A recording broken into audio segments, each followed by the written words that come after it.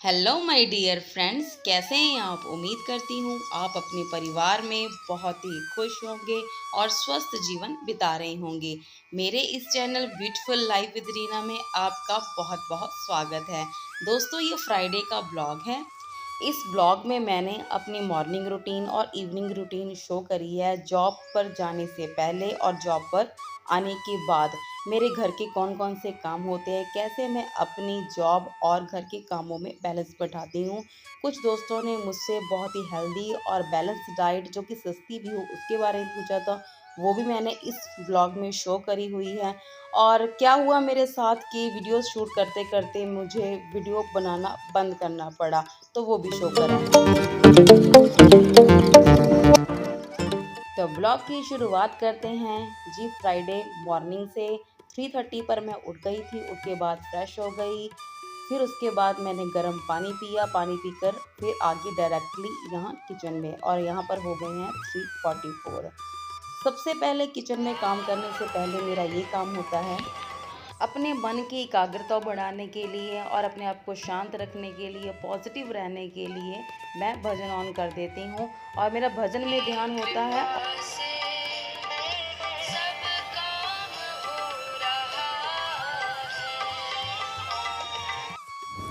तो सुबह की ब्रेकफास्ट और लंच की तैयारी का आधा काम मैं रात को ही करके रख लेती हूँ। जैसे कि मुझे आज भी बनानी है आलू मटर की सब्ज़ी और भिंडी की सब्ज़ी। तो मटर के दाने निकाल के रख लिए थे और थोड़ी सी भिंडी, ये मेरे किचन गार्डन की है, वो भी काट छिलकर इसको रख लिया। प्याज को अच्छे से छील कर धो करके रख लिया गया है। बाकी जो कटिंग चॉपिंग का काम होता है वो मैं सुबह ही करती हूँ। तो टमाटर बहुत ज़्यादा महंगे हो गए हैं। कुछ दिनों से मैंने ऐसे ही चॉपिंग करनी शुरू करी है, प्याज, टमाटर, लहसुन और हरी मिर्च की। यहाँ पर मैं जो चॉपिंग कर रही हूँ बोरोसिल ब्रांड का ये इलेक्ट्रिक चॉपर है, इसी में डालकर ही आलू मटर की सब्जी के लिए तड़का तैयार कर ली हूँ। और भिंडी के लिए तो सिंपली बस आधे से प्याज को लंबा लंबा कट कर लूँगी, लहसुन हरी मिर्च का तड़का लगा दूँगी। सरसों के तेल में थोड़ा सा नमक और हल्दी डालूँगी, इसके ज़्यादा कुछ भी नहीं डालूँगी। अच्छा, कुछ दोस्तों ने कहा था कि हमें जो हेल्दी, बैलेंस्ड और सस्ती डाइट के बारे में बताएं। जो बैलेंस डाइट होती है उसमें कार्बोहाइड्रेट्स, प्रोटीन और फैट्स एक प्रोपोर्शन में होते हैं। तीनों चीज़ों को हमको एक नपी तुली मात्रा में लेना होता है, तभी हम हेल्दी रह सकते हैं, फुली एनर्जेटिक रह सकते हैं। प्रोटीन की बात करूं, मैं वेजिटेरियन हूं तो मैं नॉनवेज नहीं खाती हूं, तो मुझे प्रोटीन मिलता है जैसे काबुली चने, काले चने, बहुत सारी दालें हैं, दूध है, दही है, ये चीज़ें मैं इनटेक करती हूँ। और फाइबर लेती हूँ फ्रूट्स और सैलड से।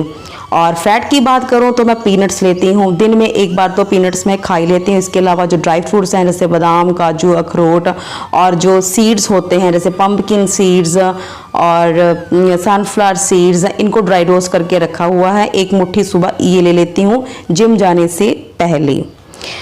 तो अभी जी मैं दोनों गैस मैंने ऑन कर दिए हैं। छोटी कढ़ाई में बना लूँगी भिंडी की सब्ज़ी और कुकर में बनाऊँगी आलू मटर की सब्ज़ी।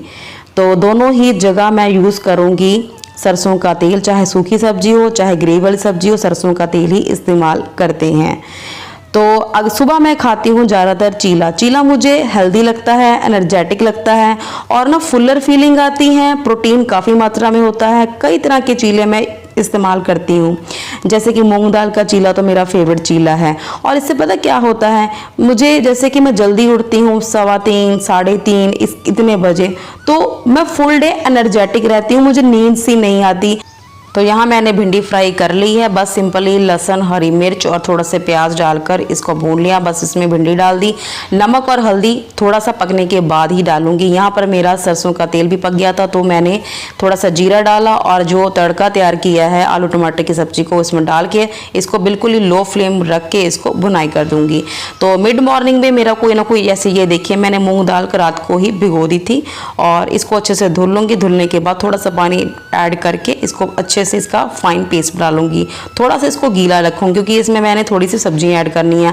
सब्जियों के नाम पर कुछ भी अवेलेबल हो, जैसे कि शिमला मिर्च है, प्याज है, टमाटर है, कुछ भी हो इसमें ऐड कर लिया। कड़ी पत्ता भी ऐड कर सकते हैं। मसालों के नाम पे जैसे कि नमक, हल्दी, थोड़ा सा जीरा, थोड़ा सा अजवाइन, थोड़ा सा धनिया पाउडर, इसको अच्छे से मिक्स कर लिया। मिक्स करके इसको नॉन स्टिक पैन पर इसको धीमी आंच पर, बहुत ही धीमी आंच पर इसको पका लूँगी। और इसको किसी भी चटनी के साथ या फिर कोई दही के साथ खा लेती हूँ तो मुझे फुलर फीलिंग रहती है और मैं इससे एनर्जेटिक रहती हूँ।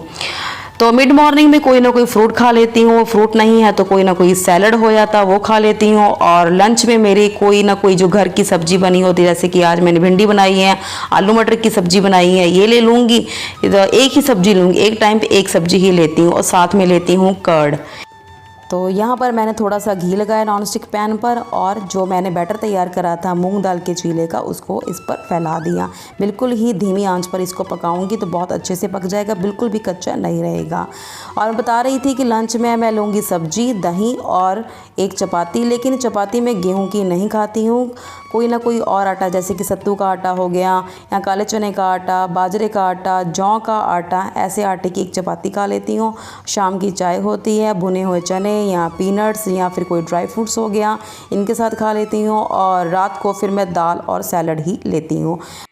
तो यहाँ पर आलू मटर की सब्जी के लिए मसाले ऐड कर रही हूँ, नमक, हल्दी, देगी मिर्च और ये एक पाउच है MDH का चिकन मसाला, मीट मसाला। जो मसाला होते हैं ये वेज मसाला होते हैं, ऐसा ना सोचेंगे कि अगर हमने किसी वेज सब्जी में इसको डाल दिया तो नॉन वेज बन गई, बल्कि थोड़ा सा टेस्ट डिफरेंट आ जाता है। तो अच्छे से इस मसाले की भुनाई कर दूंगी, थोड़ा सा पानी ऐड कर दूंगी और धीमी आंच पर जब तक इसका बिल्कुल ही किनारे से तेल ना छोड़ने लग जाए तब तक इस मसाले को अच्छे से पकाऊंगी। भिंडी मेरी हो गई थी तैयार, तो मैंने इसको एक भगोने में निकाल के रख दिया। तो यहाँ पर मेरा चीला एक साइड से पक गया था तो इसको पलट लूँगी, आराम आराम से पलटूँगी और दूसरी साइड भी इसको धीमी आंच पर पका लूँगी। तो कोई भी सब्जी इसमें ऐड कर सकते हो आप, जो भी अवेलेबल हो। और यहाँ पर ना आलू मटर की सब्जी के लिए आलू मैंने रात को छील के नहीं रखे थे, अभी साथ साथ जैसे कि मसाले की भुनाई हो रही है साथ साथ ही आलूओं को यहाँ पर पील कर रही हूँ। उसके बाद आटा लगा लूँगी। आटा लगाने के बाद फिर मैं तैयारी करूँगी जिम जाने के लिए।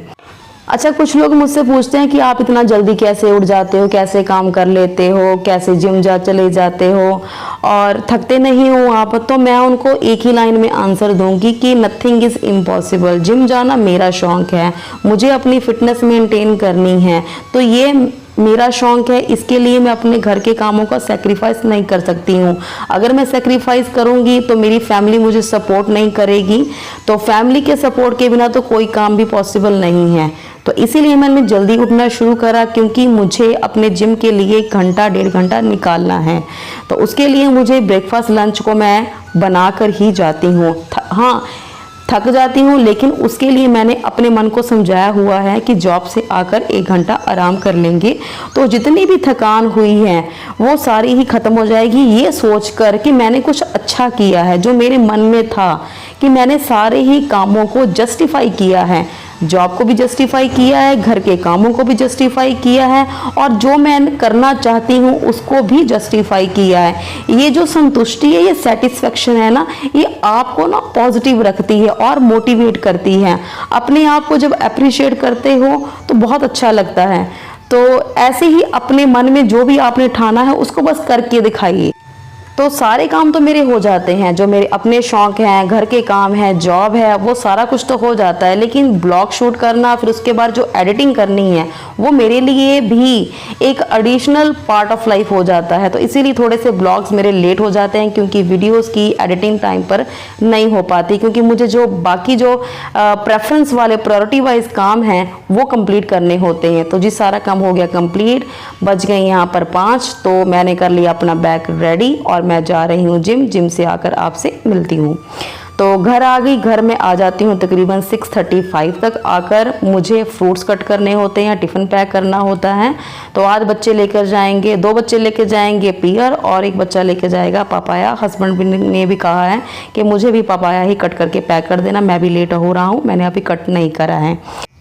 फ्रूट्स और सैलड्स में जो चीज़ें कच्ची होती हैं ना उसमें फ़ाइबर बहुत ज़्यादा होता है। फ़ाइबर से हमारा पेट साफ़ रहता है, क्योंकि जो हम खा रहे हैं उसको डाइजेस्ट करना भी बहुत ज़रूरी है, तभी जो न्यूट्रिशन है हमारी बॉडी तक पहुंचेंगे। तो इसीलिए फ्रूट्स और सैलड को अपनी डाइट में ज़रूर ऐड कर लें, दिन में 1 बार तो इनको ज़रूर ही खाएं।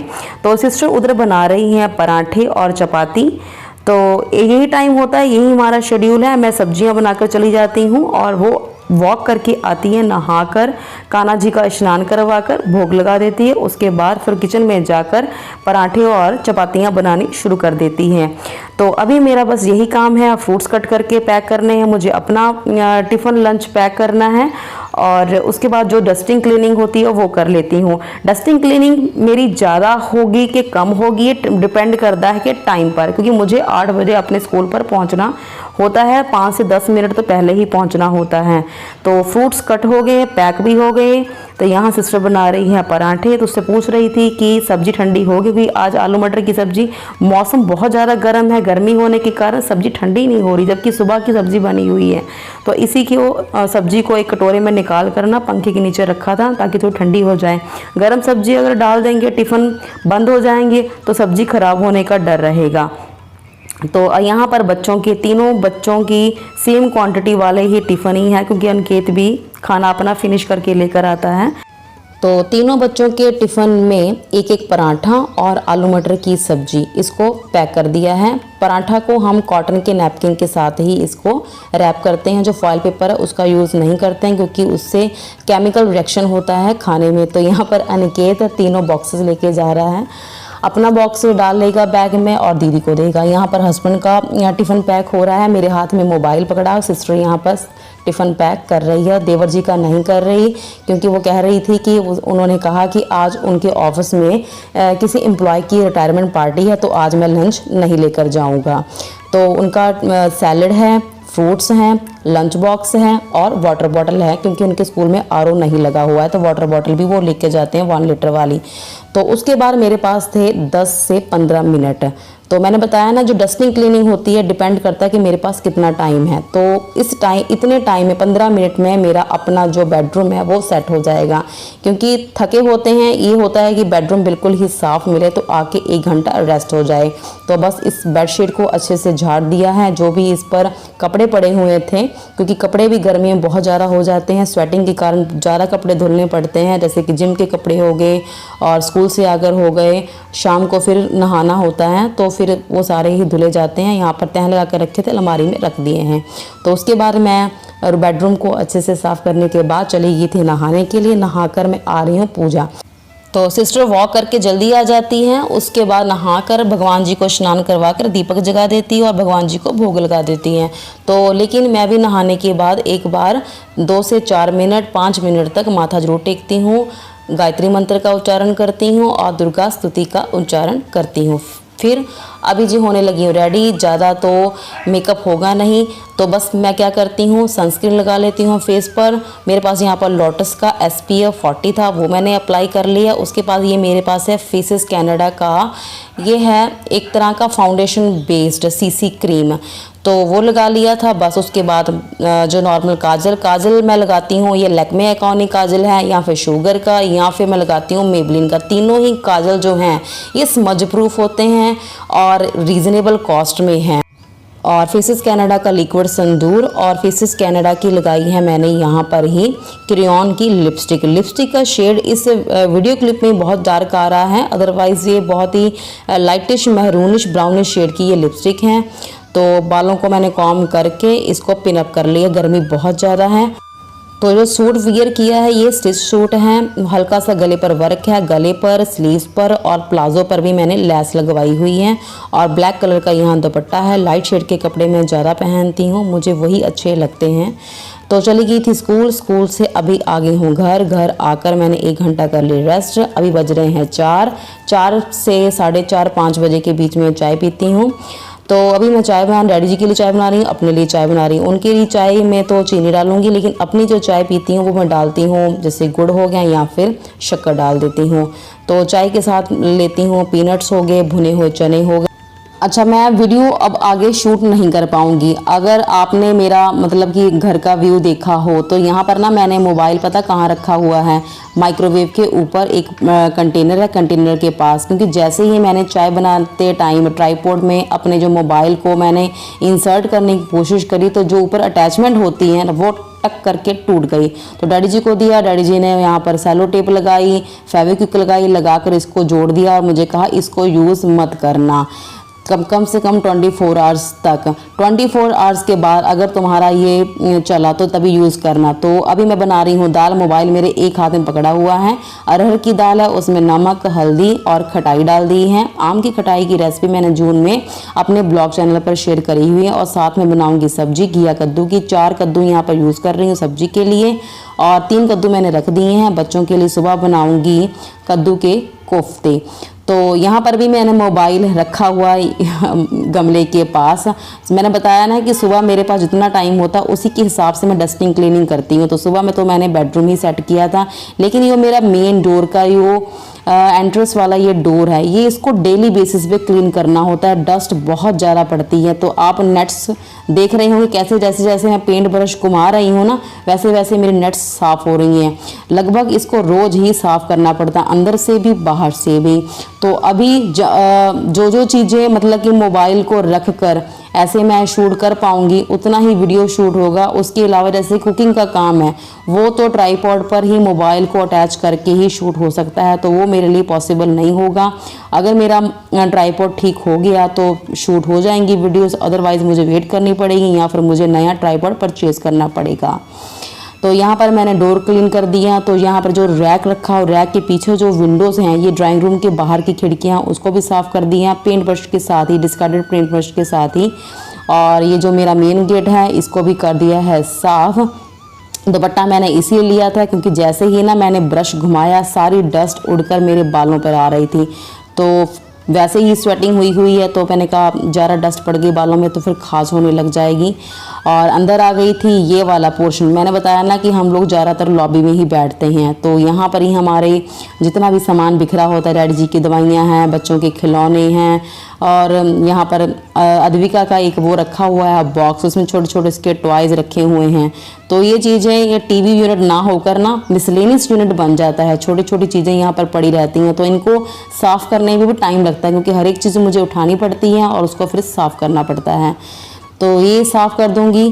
तो चलिए जी, वीडियो को यहीं पर मुझे करना पड़ता है एंड मिलती हूँ आपसे नेक्स्ट वीडियो में।